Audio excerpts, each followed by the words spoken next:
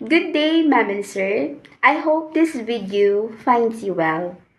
My name is Glendal S. Dagohoy. I am 29 years of age, single, from the Philippines. I have a working experience as an helper here in the Philippines for 2 years. It is a Chinese and a Muslim family. For the Chinese family, my mainly job is ironing, cleaning, and taking care of their pets.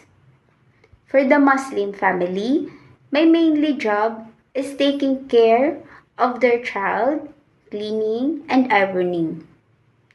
Ma'am and sir, if you will hire me as an helper in your family, I will promise to love your family as my own. I will do my duty and responsibility.